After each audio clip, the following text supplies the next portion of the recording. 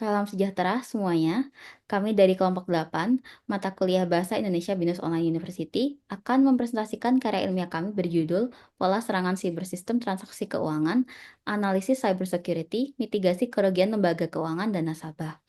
Kami beranggotakan 4 orang, mulai dari saya, Safira Paramita Mustamsir. Selanjutnya, Kayak Kevin Reinhard Permadi. Dan saya Uyun Nazaro. Saya Mustafa Abdul Basir. terima kasih. Sebelum memasuki topik ini, kami akan membahas latar belakang dari karya ilmiah kami terlebih dahulu.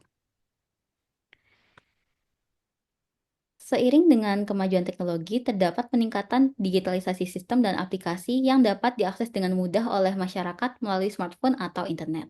Hal ini juga diaplikasikan di lembaga keuangan seperti mobile banking, internet banking, dan sebagainya. Dengan peningkatan digitalisasi dan penggunaan aplikasi keuangan, maka peningkatan yang linier terhadap serangan siber juga akan terjadi. Kejadian ini tidak hanya merugikan nasabah secara individual, tetapi juga lembaga keuangan yang mengalami serangan siber itu sendiri. Serangan ini dapat dilakukan dengan melakukan pembobolan dana nasabah dan atau pencurian data nasabah pribadi dari bank itu. Jenis serangan siber dapat dimulai dari phishing, malware, man-in-the-middle atau MITM attack, ransomware, dan sebagainya. Beberapa kasus yang terjadi adalah kasus serangan ransomware yang menimpa Bank BRI. Ada juga serangan phishing terhadap BSI yang mencapai kerugian 378 juta. Terdapat juga beberapa serangan yang terjadi di bank-bank lain seperti di BCA, serangan phishing yang merugikan nasabah hingga ratusan juta juga. Dan dalam hal ini, mitigasi terhadap serangan siber perlu dikembangkan secara terus-menerus.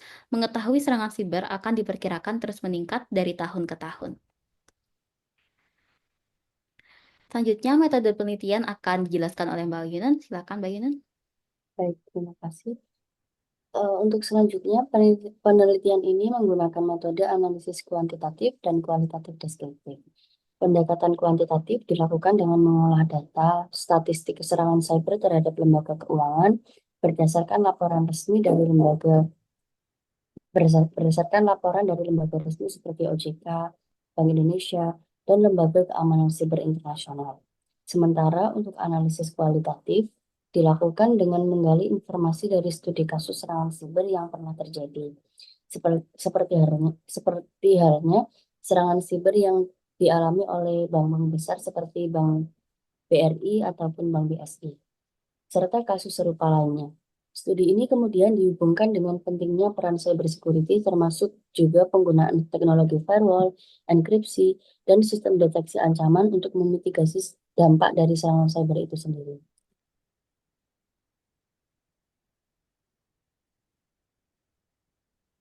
Dari hasil penelitian menunjukkan bahwa terdapat beberapa pola serangan siber yang sering terjadi dalam sistem transaksi keuangan elektronik. Di antaranya ada yang pertama ada phishing, yaitu serangan yang dilakukan dengan mengelabui korban melalui email atau pesan palsu agar nasabah dapat memberikan informasi sensitif seperti username dan password. Kemudian ada malware dan ransomware, yaitu penyebaran perangkat lunak berbahaya untuk mencuri data dan atau meminta tebusan. Kemudian ada skimming, yaitu pencurian data kartu ATM melalui perangkat yang dipasang secara ilegal pada mesin ATM. Kemudian ada MITM attack, yaitu penyusupan dalam komunikasi antara nasabah dan bank untuk mencuri informasi. Yang terakhir ada DDoS atau Distributed Denial of Service, yaitu serangan yang bertujuan untuk melumpuhkan sistem layanan keuangan dengan membanjiri server dengan trafik palsu. Ancaman serangan siber pada lembaga keuangan ini menunjukkan peningkatan yang cukup signifikan dan kemungkinan akan terus meningkat. Faktor utama yang menyebabkan tingginya tingkat keberhasilan serangan ini adalah yang pertama, rendahnya literasi digital dan kesadaran nasabah mengenai cybersecurity. Kemudian, keterbatasan infrastruktur dan sumber daya cybersecurity pada lembaga keuangan, serta minimnya edukasi kepada masyarakat mengenai cara mengenali dan menghindari cybersecurity. Dan untuk mengatasi permasalahan tersebut, diperlukan strategi mitigasi serangan cyber yang lebih baik, seperti memperkuat infrastruktur keamanan digital dengan cara menerapkan teknologi mutakhir seperti enkripsi data atau autentifikasi multifaktor, dan dan sistem deteksi dini dalam rangka memitigasi serangan siber yang mungkin akan terjadi. Kemudian, melakukan pelatihan rutin bagi karyawan dan edukasi kepada masyarakat, kepada nasabah serta masyarakat tentang pentingnya menjaga informasi pribadi dan mengenali modus penipuan siber. Kemudian, yang terakhir juga ada kolaborasi dengan lembaga pemerintah untuk menciptakan ekosistem cyber security yang lebih mumpuni. Pemerintah di sini berperan sebagai regulator dengan menetapkan kebijakan keamanan cyber yang ketat dan mendorong standar perlindungan data yang lebih tinggi. Terima kasih, Mbak Yunun. Selanjutnya akan dijelaskan mitigasi cyber attack oleh Mas Kevin. Silakan, Mas Kevin. Terima kasih. Telah dijelaskan oleh rekan saya sebelumnya, serangan cyber semakin marak saat ini. Oleh karena itu, penting bagi kita untuk memahami bagaimana cara melindungi diri dan sistem keuangan kita dari ancaman tersebut. Di bagian ini, saya akan menjelaskan 3 langkah utama dalam mitigasi serangan cyber. Langkah pertama dalam mitigasi adalah memahami pola-pola serangan cyber yang sering digunakan oleh pelaku kejahatan digital. Beberapa pola umum yang perlu kita kenali adalah phishing, malware, dan ransomware, man-in-the-middle attack, dan skimming. Mengenali pola serangan ini adalah langkah awal untuk meningkatkan kesadaran kita terhadap ancaman cyber. Setelah memahami pola serangan, langkah berikutnya adalah memahami tindakan yang harus dilakukan ketika menghadapi ancaman ini. Hal ini bisa dilakukan pertama, gunakan autentikasi 2 faktor. Kedua, perbarui perangkat lunak secara berkala. Ketiga, hindari mengklik tautan mencurigakan. 4, gunakan kata sandi yang kuat dan unik. Kelima, gunakan jaringan yang aman. Langkah terakhir adalah implementasi literasi digital dalam kehidupan sehari-hari. Ketahui apa yang boleh dan tidak boleh dilakukan. Seperti apa yang bolehnya adalah menjaga kerahasiaan data pribadi menggunakan software keamanan dan rutin mengecek aktivitas akun. Yang tidak boleh dilakukan seperti memberikan data pribadi kepada orang yang tidak dikenal, mengklik tautan mencurigakan, atau menggunakan password yang sama untuk banyak akun. Edukasi dalam melawan cyber attack bukan hanya mulai dari kita perorangan yang berperan dalam mencegah terjadinya cyber attack. Institusi pemerintah maupun swasta juga berperan besar dalam melawan cyber attack. Beberapa peranan institusi-institusi tersebut adalah: pertama, edukasi yang berkelanjutan, seperti kampanye literasi digital, webinar tentang keamanan cyber, dan penyebaran informasi melalui media sosial atau aplikasi perbankan. Kedua, infrastruktur berstandar high security, implementasi teknologi seperti autentikasi biometrik, enkripsi data end-to-end, dan sistem mendeteksi anomali berbasis AI. Ketiga, berkolaborasi dengan pemerintahan, industri, dan masyarakat. Keempat, komunikasi yang efektif untuk meningkatkan early warning dan kesadaran nasabah dan masyarakat. Sekian dari saya. Terima kasih, Mas Kevin. Selanjutnya akan dijelaskan kunci dari cyber attack oleh Mas Mustafa. Silakan, Mas Mustafa. Kunci dari cyber attack sebenarnya ada dua kunci yang memang harus kita perhatikan. Yang pertama adalah man-nya atau manusianya, yang kedua adalah sistemnya.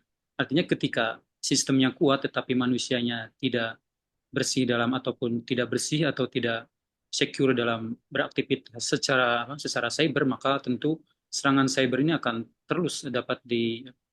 dapat diminimalisasi. Artinya ketika sistemnya udah kuat, udah bagus, sistem keamanannya atau security-nya udah bagus di sistem atau infrastruktur yang dimiliki oleh lembaga keuangan, tetapi manusianya tidak secure, maka tentunya serangan cyber ini akan menyerang sistem ataupun aplikasi ataupun hal-hal yang berkaitan dengan aktivitas cyber. Jadi pada intinya, sebagaimana dijelaskan oleh rekan-rekan saya, bahwa kunci dari serangan cyber adalah bagaimana manusia dan bagaimana infrastruktur itu diimplementasikan. Ketika man-nya tidak berliterasi terhadap serangan cyber, maka tentunya potensi untuk terjadinya atau terkenanya serangan cyber sangat besar. Kemudian jika sistemnya atau infrastrukturnya tidak secure, maka tentu hal itu akan menyebabkan serangan-serangan cyber terus terjadi dan tidak bisa dibendung oleh sistemnya itu sendiri. Artinya keamanan ataupun infrastruktur itu juga sangat penting.